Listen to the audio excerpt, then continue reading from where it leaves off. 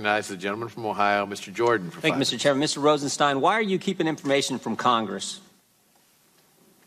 Congressman, I am not keeping any information from Congress that it's appropriate. In a few minutes, Mr. Rosenstein, I think the House of Representatives is going to say something different. I don't agree with you, Congressman. I don't believe that's what they're going to say, and if they do, they'll be mistaken. I disagree, but I think in a few minutes the House of Representatives is going to go on record saying you haven't complied with requests from a separate and equal branch of government, that you haven't complied with subpoenas, and you got 7 days to get your act together. I think that's what's going to happen in a few, and that's not Jim Jordan. I think that's a majority of the House of Representatives. In just a few minutes, I think that's going to happen. And I want to know why you won't give us what we've asked for. Sir, I certainly hope that your colleagues are not under that impression. That is not accurate, sir. And it is accurate. We have caught you hiding information. Mr. Chairman, can we allow the witness to answer? Mr. Chairman, point of order. We can go to Mr. Jordan's press conference and listen to him, but we came here to hear from the witness. The time belongs to the gentleman. Mr. Rosenstein, can we allow him to answer? We have caught you hiding information. Allow him to answer. He will be permitted to answer when Mr. Jordan. Why do we have them here? We'll allow him additional time to answer. Why are they not allowed to answer? The gentleman is out of order. The gentleman from Ohio is recognized. Mr. Rose, let me make this one point, then I'll let you answer. Mr. Jordan, I'd like to let me make this one point, sir. where we've caught you hiding information, then you can answer. Why did you hide the fact that Peter Strzok and Judge Contreras were friends? Why did you redact that in the documents you gave to us? Judge Contreras is kind of important. FISA court judge, more importantly, just as importantly, the judge that heard Mike Flynn's case. Why did you try to hide that from us? Mr. Jordan, I appreciate you giving me the opportunity to respond. I've heard you make those sort of allegations publicly on TV. I got and if you let me respond, sir. Mr. Chairman, he should be given the opportunity. Now, Mr. Jordan, answer. It's redacted. I am the Deputy Attorney General of the United States. Okay? I'm not the person doing the redacting. I'm responsible for responding to your concerns as I have. I have a team with me, sir. It's just a fraction of the team that's doing this work, and whenever you brought issues to my attention, I have taken appropriate steps to remedy them. So your statement that I'm personally keeping information from you, trying to conceal information. You're the boss, Mr. Rosenstein. That's correct. And my job is to make sure that we respond to your concerns. We have, sir. Now, I've appointed Mr. Lausch, who is managing that production. And my understanding is it's actually going very well, sir. So I appreciate your concerns. Again, I think the House of Representatives is going to say otherwise. But your use of this to attack me personally Why did you is deeply wrong. Point of order, Mr. Chairman. May the witness be permitted to answer the question? It's not personal. The gentleman will suspend. The witness is going to have an opportunity to say whatever he wants at the end of Mr. Jordan's 5 minutes. Until the it is end not of those personal. 5 minutes, they're his time. I appreciate your service. It's not personal. We just want the information. Why did you tell Peter Strzok not to answer our questions yesterday? When I asked Peter Strzok if he'd ever communicated with Glenn Simpson, he gave us the answer he gave us dozens of times. On advice of FBI counsel, I can't answer that question. Why couldn't he answer that question? Mr. Jordan, I appreciate your sincere concerns, but I didn't give Peter Strzok any instructions. If there was some problem with the instructions he had, I'll be happy to look into it. Not what his FBI lawyer said. Mr. Jordan, when you find some problem with a production or with questions, it doesn't mean that I'm personally trying to conceal something from you. It means we're running an organization that's trying to follow the rules, and we're going to respond. You know what was interesting? When I asked him if he'd ever talked to Bruce Orr, he said he had. Said he had 3 times in 2016 and 2017. Then I asked him, have you ever talked to Nellie Orr? And he said, no, I haven't. I said, well, why can you answer that question? Because Nellie Orr worked for Glenn Simpson, worked for Fusion. He could answer that question, but he couldn't answer because FBI counsel told him he couldn't. He couldn't answer the question whether he'd ever communicated with Glenn Simpson, a journalist. Why couldn't he answer that question? Mr. Jordan, I appreciate you saying it isn't personal. Sometimes it feels that way.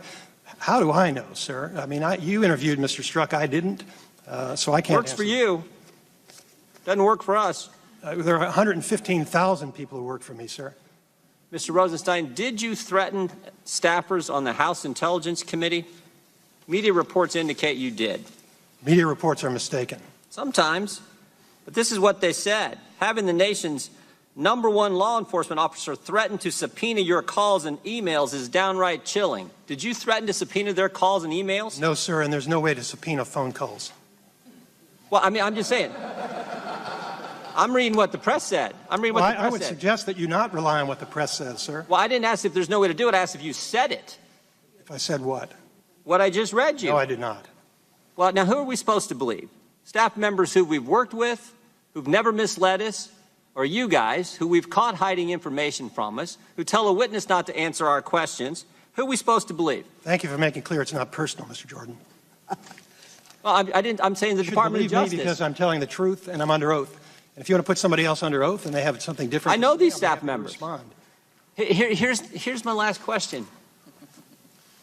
What's so important that you know that you don't want us to know, that you won't give us the documents we're asking for, that the House of Representatives is about ready to go on record saying you should give us? What's so darn important that you will threaten members, at least according to media reports and according to the staff members, threaten members? Parliamentary inquiry, Mr. Chairman. What is so important, Mr. Rosenstein? Parliamentary inquiry, Mr. Chairman. This is not an appropriate time for a parliamentary inquiry. And point of order. The gentleman keeps representing that the House of Representatives, yes, it will be, the Republicans who continue That is not an appropriate point of order. Well, he needs to be corrected in his statement. The time of the gentleman will be be the restored. members of the Republican Party The gentleman that will vote in that suspend. way. The time of the gentleman from Ohio will be restored for another additional 15 seconds, and then the Deputy Attorney General will be allowed to respond. Thank you, Mr. Chairman. Mr. Rosenstein, Mr. Ray, I do appreciate your work, but I'd also appreciate if the House of Representatives could get the information. We have repeatedly, Mr. Gowdy talked about how long this investigation is going on, how long there's been a special counsel. We started asking for information in July of last year, and some of that is still has not been given to the Congress, still has been given to this committee, the committee charged with defending the Judiciary Committee. So I appreciate what you do. I just want the information, and we're so frustrated that there is now a resolution on the floor of the House in just a few minutes that will be voted on. Time of the gentleman has expired. Mr. Rosenstein will be allowed to respond. I don't have any control over what resolutions you vote on, sir, and I know feel you free to don't. do that. The gentleman will suspend it. if The you're time now is the interested Attorney in- General's. If you're interested in the truth, Mr. Jordan, the truth is we have a team of folks, they're Trump appointees and career folks, and they're doing their best to produce these documents. Director Wray explained to you the process. He's got hundreds of people working around the clock trying to satisfy these requests. So whether you vote or not is not going to affect it. You're going to get everything that's relevant that we can find and produce to you. I support this report, sir. I'm not trying to hide anything from you. The chair recognizes the gentlewoman from Texas, Ms. Jackson Lee, for 5 minutes. Mr. Chairman, thank you very much. And let me thank ranking member who remains on the floor. I know he's en route.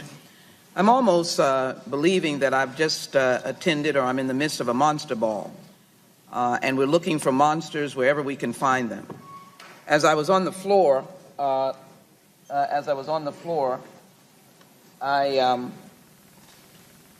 heard someone say, Mr. Deputy Attorney General, that they're interested in holding you in contempt. Maybe they may be mollified by a resolution that really has no real point to it. But this is the absurdity that we are dealing with in an investigation that has proceeded and I believe has concluded. So let me ask you, two investigations that were ongoing in 2016. Could you just very briefly say what they were? Two investigations regarding presidential candidates. What were those investigations? Congressman, Mrs. Clinton, what was the investigation for Mrs. I'm not going to comment on any investigation that may have been ongoing. I know there's a lot of publicity about it, but I'm not going to comment on it. Or can you comment on the IG report? What was the IG report about? Yes, the IG report is about, actually it's about a variety of misconduct that occurred in the FBI in 2016 and 2017. Relating to? Relating to, well, it's primarily focused on the Hillary Clinton email investigation, but the Inspector General actually addressed a few other issues in that report as well. Did that investigation come to a conclusion in 2016, to your knowledge? The Hillary Clinton email investigation? Yes. Well, it did, based upon public reports.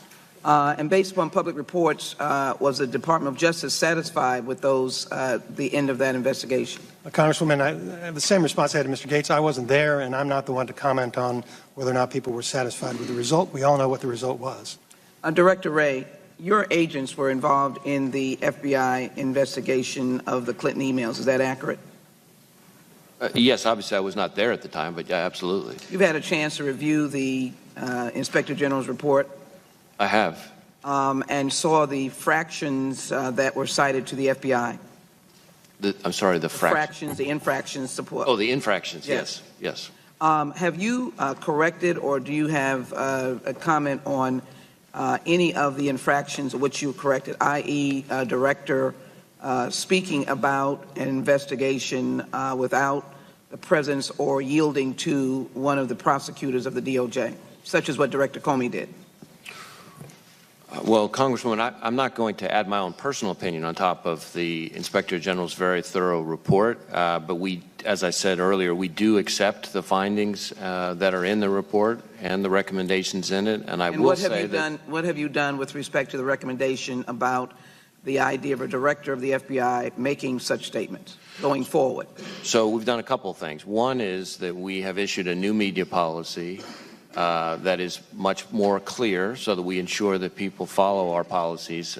We've also directed people to make sure that they're adhering to DOJ policies about commenting on ongoing investigations and specifically about uncharged conduct. From the law enforcement perspective, which is what your arm is. Correct. Is that correct? We're not the prosecutors. Thank you. Do you have any comment on the suggestion that one of your officers delayed in investigating the Wiener laptop? Do you think that was done to undermine the investigation?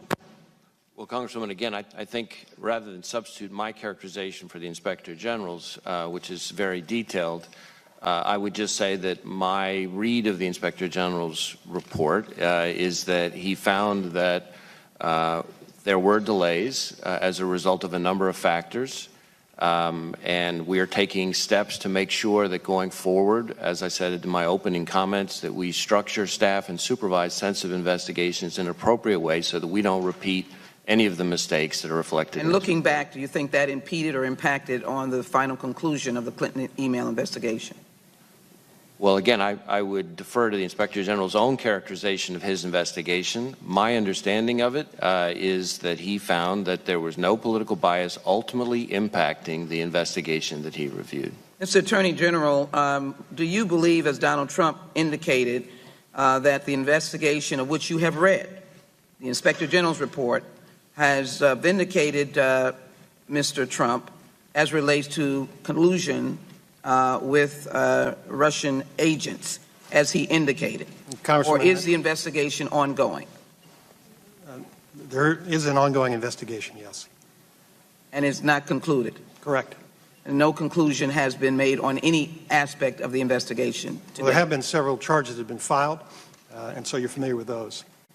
Correct. The gentlewoman it's has ongoing. Thank you. I yield back.